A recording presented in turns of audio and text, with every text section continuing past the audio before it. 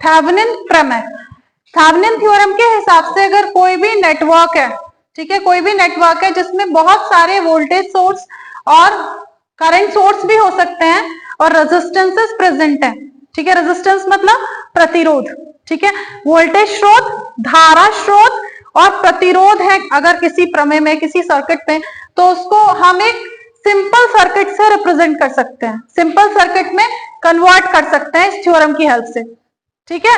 इस सर्किट में कन्वर्ट करेंगे तो हमारे पास एक VTH रहेगा, थेवेनिन वोल्टेज स्रोत, RTH थेवेनिन रेजिस्टेंस, और ये RL क्या होगा, ये वाला लोड रेजिस्टेंस। तो कोई भी कॉम्प्लेक्स मतलब जटिल अगर नेटवर्क है, कोई भी जटिल प्रमेय हमारे पास है, जटिल प्रमेय मतलब उसमें वोल्टेज सोर्सेज होंगे, रेजिस्टेंसेस होंगे, करंट सोर्सेज होंगे, तो उसको हम कन्वर्ट कर सकते हैं एक सिंपल सर्किट में, ठीक है, जिसमें हमारा एक सिंगल वोल्टेज सोर्स होगा, उसके सीरीज में एक रेजिस्टेंस होगा RTH थेवेनिन रेजिस्टेंस, और ये क्या है मेरे पास RL लोड रेजिस्टेंस, जो कि यहाँ पे हमारा प्रेजेंट है। तो RL तो एज इट इज रहेगा, जो ये पूरा सर्किट है इसको हम किस में कन्वर्ट कर देंगे, इसमें VTH और RTH में, ठीक है। अब करेंगे कैसे ये, इसको करने के लिए हम क्या करेंगे, जो हमारे पास सर्किट है, ठीक है, इससे पहले हम निकालेंगे VTH मतलब थेवेनिन इक्विवेलेंट वोल्टेज, ठीक है। तो उसको निकालने के लिए हम क्या करेंगे, ये जो हमारा लोड है, हम इस लोड को ओपन कर देंगे, ठीक है, सबसे पहले इस लोड को ओपन कर देंगे। इस लोड को ओपन करने का मतलब है इस लोड को हटा देंगे, इस लोड को हटा के वहां पे हम क्या लिख देंगे, VTH, ठीक है। तो इसका मतलब इस लोड यहाँ पे जो आएगा, यहाँ पे क्या मिलेगा, हमारा थेवेनिन वोल्टेज, ठीक। तो अब फिर इस सर्किट को सॉल्व करेंगे, इस सर्किट को सॉल्व करके हमारे पे VTH आ जाएगा।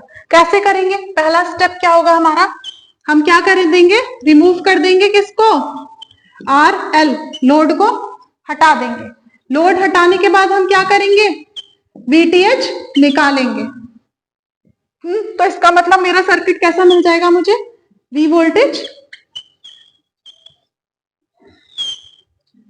R1, R3 and this is R2। Load हटा दिया, हाँ, लोड हटा के यहाँ क्या लिख दिया मैंने, VTH थेवेनिन वोल्टेज, ठीक है। तो अब लोड हटा के यहाँ VTH लिख दिया, इसका मतलब यहाँ जो मेरे पास वोल्टेज प्राप्त होगी मुझे, वो क्या होगी, थेवेनिन वोल्टेज। अब इस वोल्टेज को निकालने के लिए मुझे करंट पता होना चाहिए, ना, धारा पता होनी चाहिए, क्योंकि वोल्टेज क्या होती है, धारा इंटू प्रतिरोध, करंट इंटू रेजिस्टेंस, ठीक है। तो क्या करूंगी मैं, मुझे ये सर्किट दिख रहा है ना, तो सबसे पहले मैं क्या करूंगी, करंट निकालूंगी, है ना। और करंट कैसे निकलेगा, जब मेरे पे वोल्टेज सोर्स है, मैंने बताया है KVL समझाते टाइम, जब वोल्टेज सोर्स है तो इसका मतलब वहां पे कुछ ना कुछ करंट फ्लो करेगा ना। तो मैं, ये वोल्टेज सोर्स है V वोल्टेज स्रोत है, वोल्टेज स्रोत से एक धारा I ऐसे मार्क कर लिया।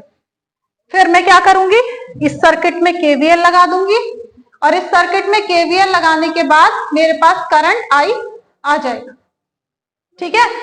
अब कुछ बच्चे के दिमाग में तो आ रहा होगा कि ये रेजिस्टेंस R2 जो है, हाँ, क्या इसके अक्रॉस कोई करंट फ्लो नहीं करेगा, कुछ आ रहा होगा, ऐसा आ रहा होगा ना, क्या इसके अक्रॉस कोई करंट नहीं फ्लो करेगा, ठीक है।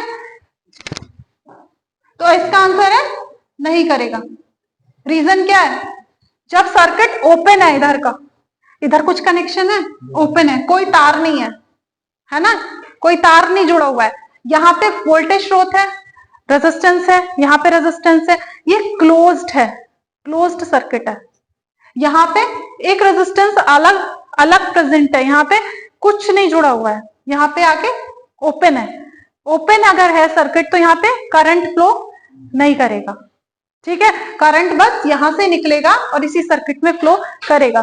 करंट हमेशा बंद परिपथ में फ्लो करता है, क्लोज सर्किट में। ओपन में करंट नहीं फ्लो कर रहा है। अब यहाँ पे ये ओपन कर दिया हमने क्योंकि आरएल हटा के, तो यहाँ पे कोई करंट मेरा फ्लो नहीं करेगा।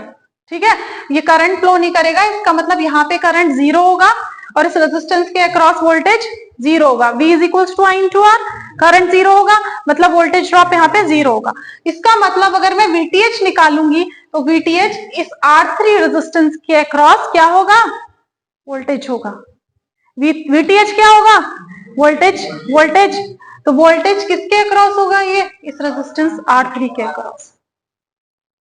ठीक है, क्योंकि यहां तो जीरो हो गया वोल्टेज, तो VTH क्या यहाँ पे मिलेगा ना मुझे। अगर मैं इसमें भी KVL जैसा लगा दूं, KVL लगा दूं, यहाँ प्लस लिख दिया माइनस लिख दिया, यहां से लगाना ऐसे करके स्टार्ट करूंगी तो मुझे VTH मिल जाएगा VTH। हाँ, लेकिन यहाँ पे मेरा करंट जीरो है, वोल्टेज ड्रॉप जीरो है, तो खाली मैं KVL ना लगा के डायरेक्टली भी लिख सकती हूँ VTH क्या होगा, I इंटू R3। ठीक है, तो यहां से VTH आ जाएगा। VTH पहले मैं I निकाल लूंगी, यहां से सबसे पहले क्या निकालूंगी, I, उसके बाद क्या VTH क्या होगा, I इंटू R3। ठीक है, उसके बाद फिर मेरा VTH आ गया, ये आ गया। अब मुझे क्या चाहिए, RTH चाहिए, थेवेनिन इक्विवेलेंट रेजिस्टेंस। तो RTH निकालने के लिए मैं क्या करूंगी, दूसरे स्टेप में जो भी सोर्सेज हैं, ठीक है, मतलब वोल्टेज सोर्स है या करंट सोर्स है, ठीक है, उसको मैं उसके इंटरनल इंपिडेंस से रिप्लेस कर दूंगी। इसका मतलब है अगर वोल्टेज सोर्स है तो वहां पे मैं शॉर्ट कर दूंगी, और अगर करंट सोर्स है तो वहां पे मैं उसको ओपन कर दूंगी। अब इस क्वेश्चन में करंट सोर्स तो है नहीं, करंट सोर्स नहीं है ना।